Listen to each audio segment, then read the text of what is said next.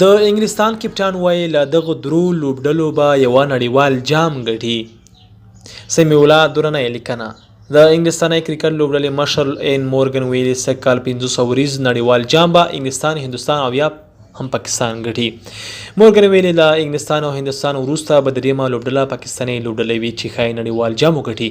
مورګن ویلي پاکستان په تیر کې په انګلستان کې ډېرې ښې لوبې کړي او کولی شي ځان ثابت کړي.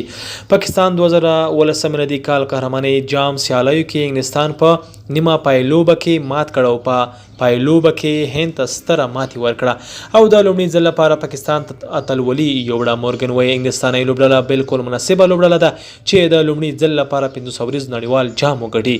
انګلند او د نړیوال جام اتلولي ګټلو دا وه.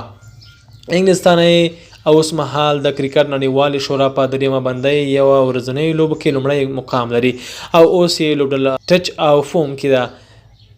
بله خبره دا ده چې د نړیوال جام په انګلستان کې دی او انګلستاني لوبغاړي تر نورو لوبغاړو په خپلو لوبغاړو او ویشتنځایونو ډېر ښه چپ بلد دي. دا هغه څه دي چې انګلستان ته د نړیوال جام د ګټلو د وی چانس په لاس کې ورکوي.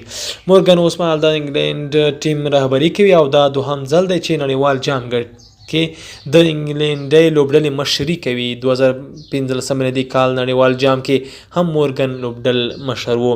مورګن پاکستان او انګلستان د مې په میاشت کې یو بل سره یوه 20 ورځ او 5 یو ورځنۍ لوبې لري. په دې لوبو کې د پاکستاني او انګلندي لوبډلو مقابله ګورو او مقایسه یې کوو چې دواړه لوبډلې څومره دم کیدي او یا کولی شي چې په رښتیا هم له استرالیا، سویلي افریقا او هند څخه جام یوسي.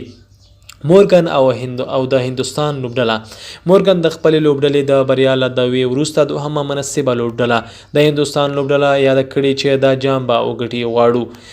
د هندوستان او پاکستان پرتله د هندوستان 2 ځلې نړیوال 500 ورځ جام ګټلی او پاکستان یو ځل بیا په 1992 میلادي کال کې دا جام ګټلی. په نړیوال جام کې پاکستان هیڅکله له هندوستان لوبه نه ده ګټلې. په هر جام کې هندوستان د پاکستان لوبډلې لپاره سرخوږی جوړ شوی او دوی یې له میدانه بهر کړي. هندوستان په 2013 میلادي او 19 کال سره کې له استرالیا څخه په استرالیا کې ټیسټ او یو ورځنۍ لوبې وګټلې، خو بل پلو پاکستان په سویلي افریقا کې له افریقا څخه ستره ماتې وخوړه او افریقا پاکستان ته په ستره توپیر مات ورکړه.